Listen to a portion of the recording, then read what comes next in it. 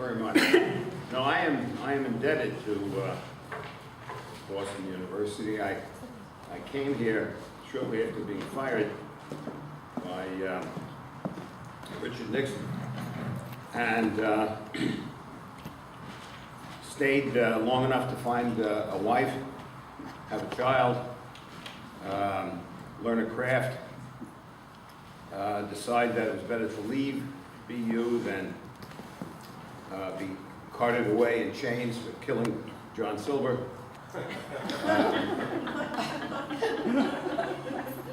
And when I looked up, it was 8 years. I was here as an associate dean, as Kay indicated, but then dean of arts and sciences, and then vice president of the university, and then went to the University of Hartford, where I was for a decade as president, and then on to Washington, where I served 20 years as president. And one day I noticed that the children that my wife had all moved out, and we were just the two of us. And she said, you know, I don't have any company anymore. And so I resigned from the presidency and became a professor, and now I've got no end of time to provide company. And we do stuff together. Still, it is very nostalgic and sentimental and kind of nice to come back here. And I'm going to actually go see John Silver tomorrow. Apparently he's ailing.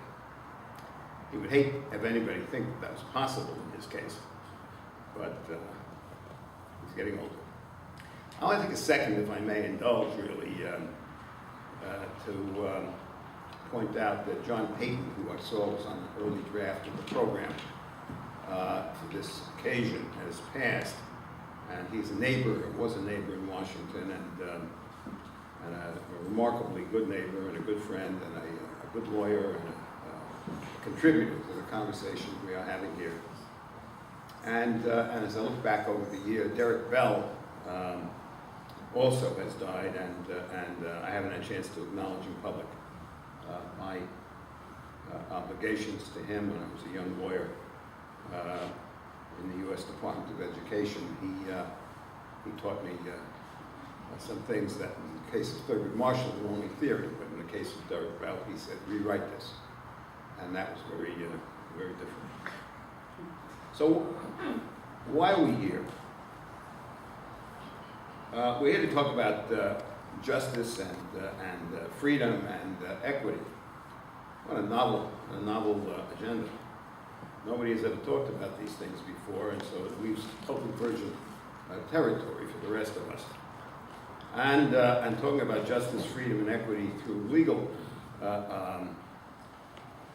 initiatives and systems is equally innovative. I know you know that I'm being ironic, and that these sorts of matters have been part of the lawyers' conversation, and indeed, therefore, the American conversation for some time. Highlighted, of course, 50 plus years ago by the very famous Supreme Court case of Brown against the Board of Education, which wrestled with the fact that the Constitution is silent on education and nevertheless says that anything that is not specifically stipulated in the Constitution that's going to the federal government has been left to the states.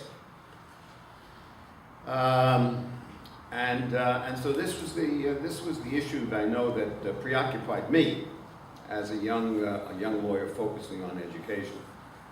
1966, I was momentarily a baby dean at the Harvard Graduate School of Education, working for a dean named Ted Sizer, and I was persuaded to leave Cambridge. And those of you who know it know how idyllic it could be, particularly if you have a girlfriend.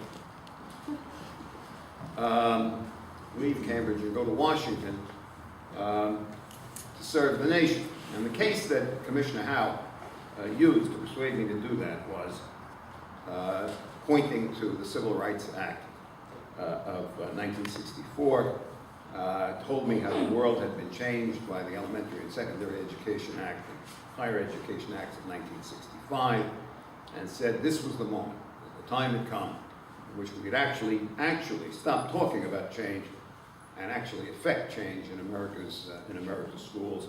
And moreover, he had Lyndon Johnson's word that Lyndon Johnson, was going to be the education president, and that was his legacy. And he was certain he could transform America by transforming its schools. This is long before Joe Klein and Michelle Rhee had graduated from high school, and Bill Gates was still a poor kid, and likewise Eli Broad.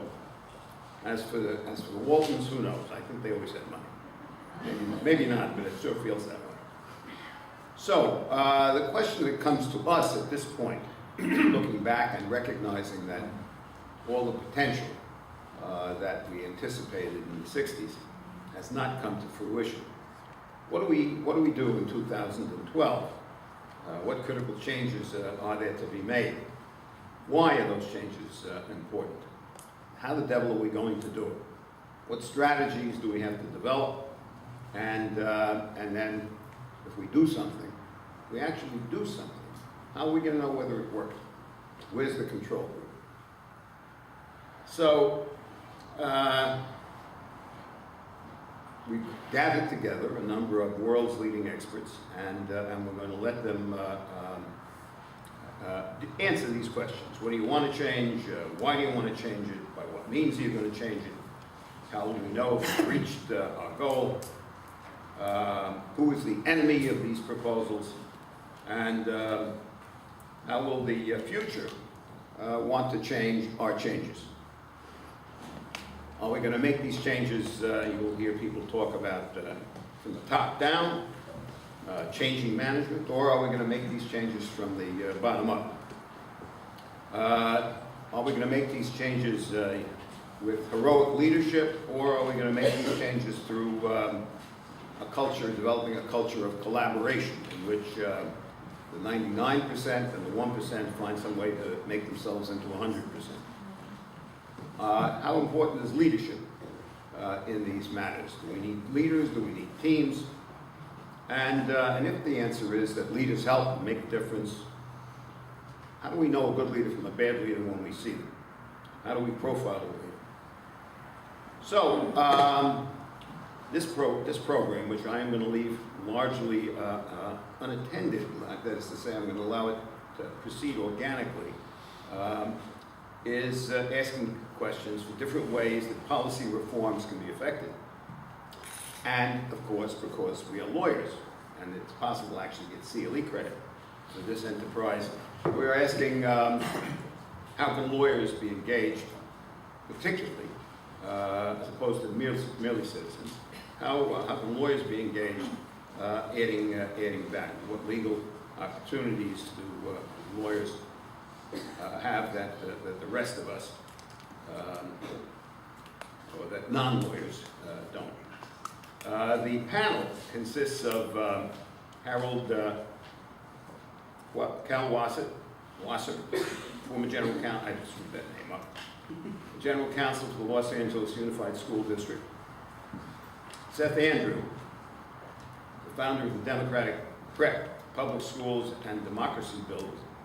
Leo Casey of the United Federation of Teachers, which you know is the nutriment which launched the American Federation of Teachers.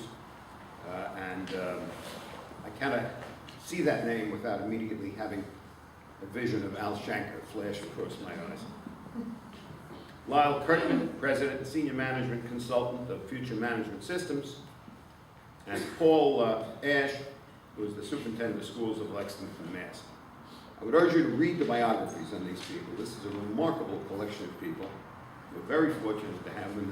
They are interesting even if you read their biographies. And you read that and you say, I'd like to be seated next to these people at a dinner party. Because they would compensate for the food and the fact that I was at a dinner party at all.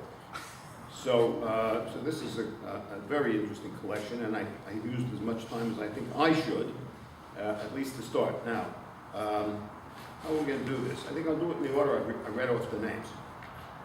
So Harold will go first, Seth second, Leo third, Lyle fourth, and Paul will do bat cleanup, And then we will leave sufficient time when we do 15 minutes each. Will that do for you, gentlemen? Yeah. And then we'd like to get you into the game. This is an interactive participation. And the person who asks the best question gets one free shoe shine. So I have a card that'll give you, that entitles you to one free shoe shine, and you can use that any place you want. Where they'll give you a shoe shine in exchange for the card. Okay, here we go. Harold, grab the mic and make us better educated. Well, first of all, let me say that I think we previously talked about doing about 7 or 8 minutes each, and I'm going to limit my remarks to that amount so that there can hopefully be more questions at the end than we had at yesterday's session. Hi, my name is Hal Kallwasser. I'm proud to say that I used to be the general counsel of the most dysfunctional school district in the United States. So from my perspective, it can only get better. Let me also say that I feel like the skunk at the picnic after listening to the sessions yesterday. What I want to do is preview, I think, a message that's going to be shared by several of us here, which is that if you expect to drive change from Washington or from Boston or Sacramento or Albany, you're going to be sadly disappointed. It does not work that way, period. We've had 10 years of No Child Left Behind. It has not materially improved our schools. Various state efforts have generally had limited results as well. But here's the good news. There are places in this country that are fabulous. I just finished writing a book called Renewal, where I went to 40 high-performing school districts around the country. And they exist. They've gotten the secret sauce. But they've gotten it locally. They've gotten it because their leaders, and sometimes their electorates, have figured out that mediocre wasn't good enough and that they could do a heck of a lot better. And I must say, in most cases, that's true in spite of No Child Left Behind and in spite of much state legislation. Think of school reform as one of those stacked sets of Matryoshka dolls from Russia. The little doll in the middle is what that fabulous high-performing district looks like, just the mechanics, how it all works together. And then the second doll is the strategy for how you get the adults in the district to go do what it is that makes this a terrific high-performing district. And then the biggest of the Matryoshka dolls is what drives the leaders to get in that position to push change. And we've had an assumption that the way we do that is top-down. We draft rules and No Child Left Behind, or we say that if you failed adequate yearly progress, various bad things are going to happen to you, and that's how we're going to drive change, and that has not worked. And when we've tried to do it statewide, it does the same sort of things. I have an article that's outside commenting on the current good teacher, bad teacher trope, the ALEC legislation that has circulated and passed in many states is premised on the idea that all we need are good teachers and all we don't need are bad teachers. And we magically find these intuitive geniuses and we bring them in and they're terrific and life is good and we kick out all the plumbers. The truth is, anybody inside the school system looks at that strategy and says, you've got to be kidding. It bears no relation to what good school districts do. We all want good teachers. We're not going to dispute that. And we all would love to get rid of bad teachers. No problem there. But if anybody thinks that's reform or anybody thinks that's how you're going to drive high performance, you have